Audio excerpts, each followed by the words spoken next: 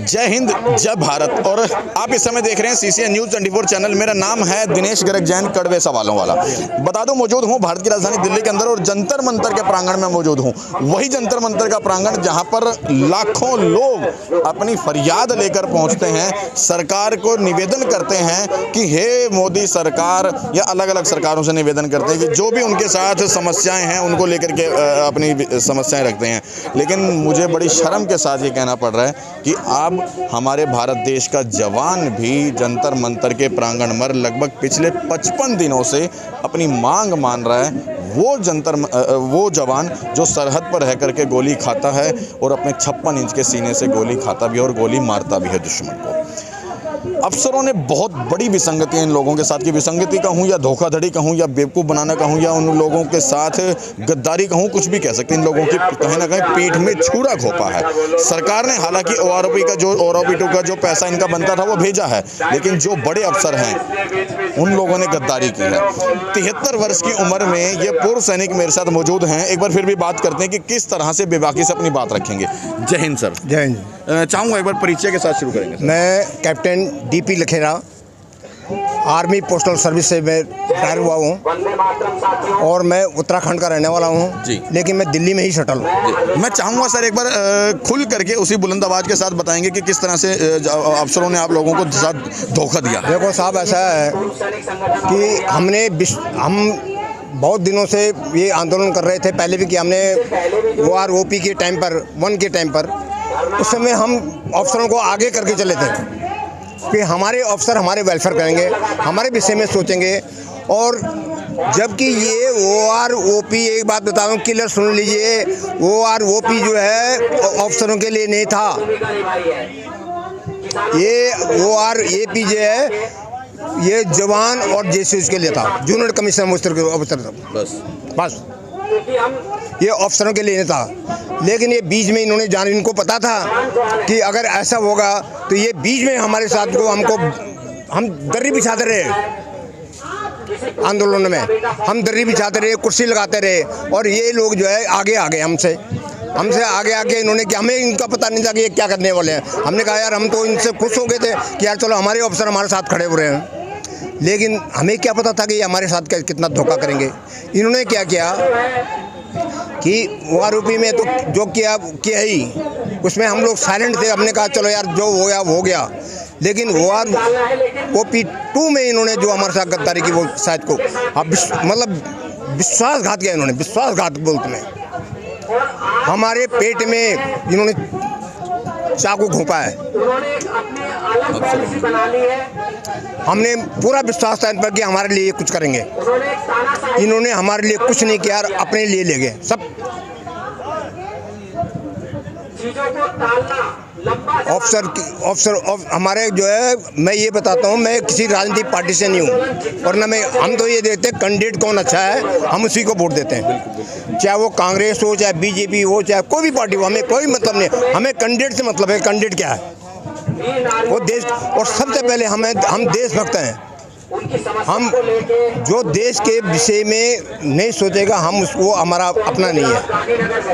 और अब जो जवान के जी एक अफसर को हमने जिनको आगे किया अपने वेलफेयर के लिए, हमारे सुनेंगे, वही हमारे साथ गद्दारी कर रहे हैं, वही हमारे साथ धोखा दे रहे हैं।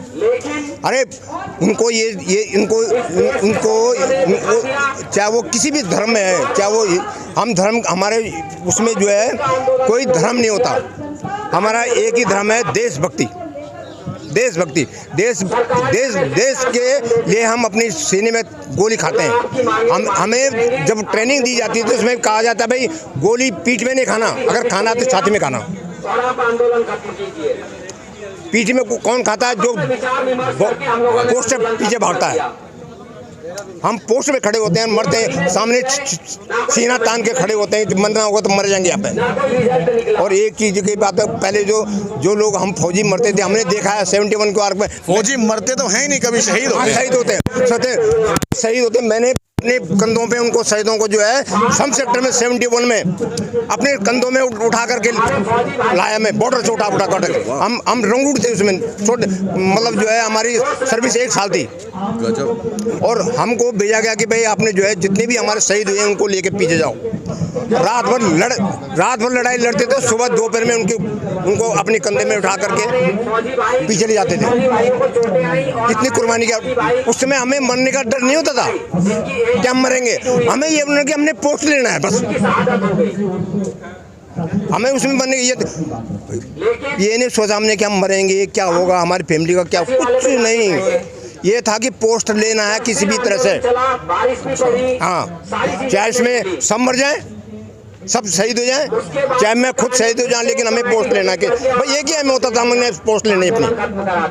और हम ऐसे हमारे साथ ऑफिसर कितने होते थे हमें पता, कितने ऑफिसर होते थे हमारे साथ। ज़्यादा से ज़्यादा लेफ्टिनेंट होता था, कैप्टन होता था, मेजर होते थे, बड़े अफसर कोई नहीं होता था, वो पीछे होते थे। क्या बात कर रहे हैं? हाँ, मैं बता रहा हूँ, कहीं भी मेरे इंटरव्यू जनरल साहब है उनके सामने मेरे इंटरव्यू कराओ आप। मतलब बड़े अफसर आप लोगों के साथ आगे नहीं होते थे, पीछे होते थे, वो ऑर्डर देते थे, वो वहाँ मानते ऑर्डर देते थे, वो लड़ाई में होते थे, लेकिन वो अटैक में नहीं होते थे, अटैक में नहीं होते थे। हाँ, मेजर रैंक तक। उसके बाद जब लेफ्टिनेंट कर्नल बन गया, एक अशोक स्तंभ लग गया, एक स्टार लग गया, तो वो तो बस शहंशाह हो गया। वो तो फिर कोई मतलब नहीं है। अब हमारे साथ ये था कि अभी जो हमको इतना गुस्सा है कि जिसको हमने भरोसा किया वो उन्होंने हमारे साथ गद्दारी की। आज मैं जनरल जीडी बख्शी साहब वो डिबेट में बहुत आते हैं, वो तो बातें करते हैं, हमारा जवान मेरा किसान मेरा जवान। हाँ, जवान आज कहाँ है, दही जम गई उनके मुँह में। मैं जनरल ये लफ्ज़ नहीं बोलना चाह रहा हूँ, क्योंकि जिसको बीतती है उसको पता चलता है। जब हमारे पैसे कम हो रहे हैं, हमको बढ़ाने के बजाय कम कर रहे हैं, तो क्या हमें गुस्सा नहीं होगा? हमने 30 साल बॉर्डर पे, अब 30 साल बॉर्डर पे निकाले हमने बीवी नहीं देखे, बच्चे नहीं देखे, कहाँ हमारे बच्चे पढ़ रहे हैं, कहाँ हमारी बीवी है, कहाँ क्या है, कुछ नहीं है। हम बॉर्डर पे खड़े रहे, और उसके बाद आज हमारे साथ ये सलूक हो रहा है। लेकिन बख्शी साहब तो आप लोगों के हित की बात करते हैं ना, हित की, उसमें हमारे हित की बात वहीं पे करते हैं। वो आज अगर हित की बात करें, आज आए ग्राउंड में, आज यहाँ पर आए, हमको बताएं कि बेटा हमारे तो पेरेंट्स हैं, हमारे तो पेरेंट्स हैं, वो जनरल बख्शी साहब है, सिन्हा साहब, कोई भी है हमारे, वो बोलते कि बेटा नहीं, हमको समझाए, तुमको देंगे, हम दिलाएंगे, तुम्हारे साथ अन्याय हुआ, हम तुम्हारा समस्या सॉल्व करेंगे। लगता है आप लोगों को वो आप लोगों के साथ हैं या नहीं है? आप ही पूरे, आप कितने 15 दिन हो गए हमारे ये आंदोलन, यहाँ पे तो नहीं देखा मैंने। उन्होंने हमारे विषय में कोई कहीं किसी चैनल में देखा, कहीं पे भी नेशनल टीवी में आते हैं वो कभी आए, उन्होंने पूछा कि भाई हमारे जवान बैठे हुए वहाँ क्या कहते हैं जंतर मंतर पे, किसने नहीं बोला, सबके मुंह में दही जमी हुई है, क्योंकि उनको मिला हुआ है पैसा।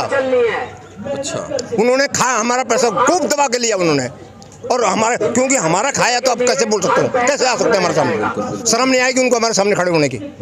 हिम्मत ही नहीं पड़ेगी, हिम्मत नहीं पड़ेगी। तो हम इनको चेताना चाहते हैं आज दिल्ली जंतर मंतर से, इस मंच से। और मैं तो आप लोग आ गए, बहुत अच्छी बात है, बहुत आप लोगों का शुक्रिया है। हम उन नेशनल मीडिया को बोलना चाहते हैं, आजकल आज तक है, कौन सी नहीं है, जी न्यूज़ है, आपका जो है रिपब्लिक है, दुनिया भर के न्यूज़ नेशन है वगैरह वगैरह, ये कहाँ है अभी? और मैं खासकर उसको बताना चाहता हूँ, क्या कहते हैं, अर्नब गोस्वामी को, जब वो बम्बई में बंद हुए थे, हमने धरना दिया था, मैं यहाँ से बम्बई गया था। अच्छा, उसके लिए आज वो कहाँ है, हमारे लिए कहाँ है? हम यहाँ से कम 7-8 आदमी गए थे वहाँ उनके सपोर्ट में, क्योंकि वो जायज़ बात कर रहे थे, समय वो जायज़ बात कर रहे थे, हम इसलिए हम जायज़ बात वाले के साथ थे, हमारे राजनीति से कोई मतलब नहीं। लेकिन अब आप लोग भी तो जायज़ मांग कर रहे हो। अब जायज़ मांग तो कर रहे हैं, अब क्या करें, जिन अंधे उनके आंखें बंद हैं, कि हम क्या करें? अब तो वो इनके क्या, मीडिया तो ये है कि बोल सकती है, बस क्या कर सकती है मीडिया? कुछ नहीं कर सकती। लेकिन जिनके ऊपर हमारा विश्वास था, जिन्होंने को सारा को हमने आगे करके रखा हुआ था, वही हमारे साथ दगा करके हम क्या करें? और किस तरह से आप लोगों का शोषण जो है सेना के अंदर? बस अब और शोषण तो बोलेंगे तो बहुत बड़ी पूरा दिन निकल जाएगा। इस उम्र के नौजवान को और बोलेंगे तो आप भी शर्मिंदा हो जाएंगे। क्यों? अरे नहीं, बोलना नहीं, अभी बहुत क्या बहुत है, बहुत है।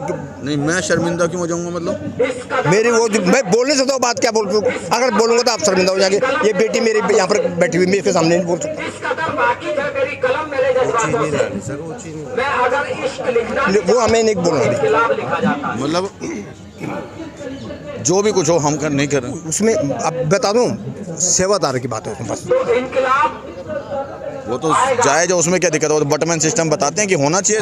नहीं नहीं, कैसे मतलब जो फौज में वर्दी पहन के जाता हूँ, बटमैन के जाता हूँ, लड़ने के लिए होता है। नहीं, वो एक अफसर को तो बटमैन मिलता है ना, तो फौजी क्यों मिलता है? वो अपने प्राइवेट करें। वो सूरज भी निकलता है।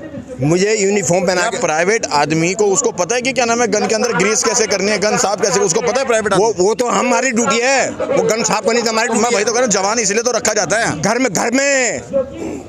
घर की बात कर रहा हूँ मैं, घर में महंगाई, बेरोजगारी, भ्रष्टाचार। मैं नहीं समझ पा देखो सब अपने चरम पे है। आप जनरल साहब हैं, कर्नल साहब हैं, कुछ हैं, आपकी सेवा हमारी ड्यूटी है। हम छोटे हैं, हम जवान हैं। हाँ।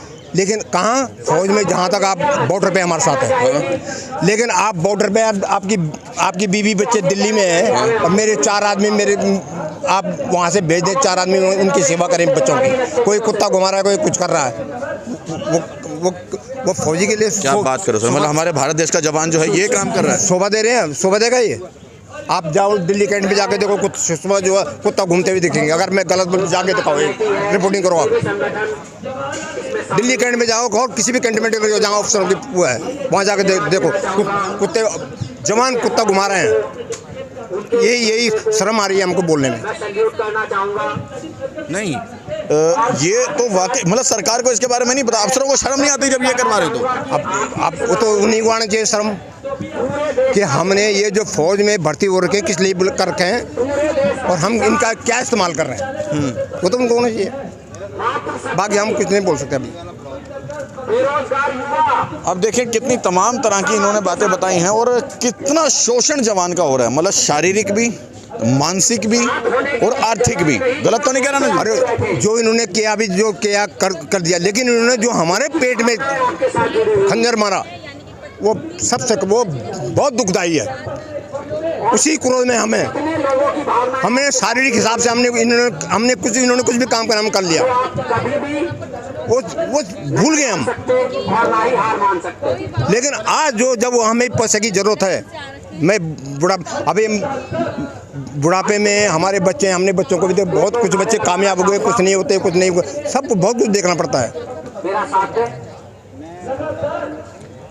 निवेदन करूंगा सरकार से कि ऐसे ऐसे जवानों की आंखों में क्यों आंसू आप लोग देते हैं? देखिए बड़े अफसरों ने कितना इन लोगों के साथ नोचा है, पल पल नोचा इन लोगों को। पहले जब ये फौज के अंदर थे तो शारीरिक तौर पर नोचा, उसके बाद जब ये लोग पूर्व सैनिक हो गए तब इन लोगों को आर्थिक तौर पर नोचे जा रहा है, और फिर ये मानसिक तौर पर तो अपने आप ही नोचे जा रहे हैं।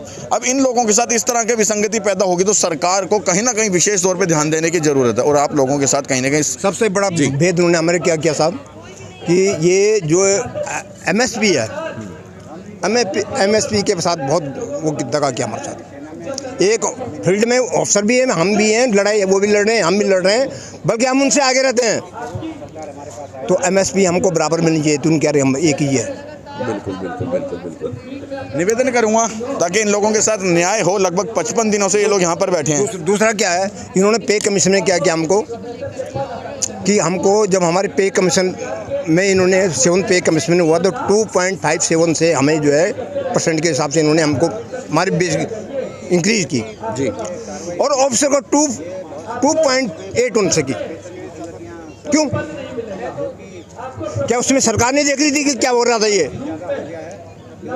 भी वर्दी वाला है, ये भी वर्दी वाला है, ये भी वही ड्यूटी करता है, ये भी ठीक है। तुम अफसर है, तुमको अफसर की तनख्वाह पेंशन मिल रही है, डिफरेंस है हमें उसके लिए हमें कोई वो नहीं है, एतराज़ नहीं है। ठीक है, जनरल साहब को पेंशन मिलेगी जो बने, लेकिन जो सपोज आप ये कहें कि एक शौक से मिल रहा है और हमको बोलेंगे कि नहीं आप तो बिगर शौक के रहोगे, ऐसे थोड़ी होता है। तो ऐसे नहीं होता ना। हमने फील्ड में मैं भी जाना, ठंड मेरे को भी लगती है, सबको मतलब एग्जाम्पल दे रहा हूँ मैं, वो देख समझ गया। हाँ, तो जो इन्होंने वहाँ किया हमारे साथ, सबसे पहले 2 दगा, सबसे बड़ा दगे हैं ये। एक तो इन्होंने MSP MNS हैं, जो आर्मी में जो नर्स हैं, उनकी 10,500 है MSP। और एक जेसो यूनिट की रीढ़ की हड्डी होती है, ऑफिसर भी उसको पूछ कर चलते हैं, जो मतलब ground to map to ground जो करता है वो जेसो करता है। लोकेशन जेसो को ज़्यादा पता है, ऑफिसर को इतना पता नहीं है। जब लड़ाई होती तो जेसो जी इनको ब्रीफिंग करता है कि यहाँ पर ऐसा है, यहाँ पर ऐसा है, यहाँ पर ऐसा है। चलो सर, तो ये रीढ़ की हड्डी होती है जेसो, और जेसो को इन्होंने हक मार दिया। अच्छा, कोई अफसर ऐसे बता दे कि जो जेसो के बिगड़ काम कर ले, कोई अफसर बता दे बिगड़ जेसो का काम कर ले कोई। जेसो जो है सैनिक फौज की रीढ़ की हड्डी है, वो मजबूत है, वो अपने सारे जवानों को वही संभालता है, उनका वेलफेयर वही सोचता है। ठीक है, बस निवेदन करूंगा अंत में एक बार कि क्या नाम है, इन लोगों के साथ न्याय किया जाए, क्योंकि लगभग 55 दिन से जो है पूर्व सैनिक जवान यहाँ पर बैठे हैं और अपनी जायज़ मांगों को लेकर के बैठे हैं। यदि भारत देश से प्यार करते हैं और हमारे भारत की सेना से प्यार करते हैं तो वीडियो को शेयर करने में संकोच बिल्कुल मत कीजिएगा। जय हिंद, जय भारत।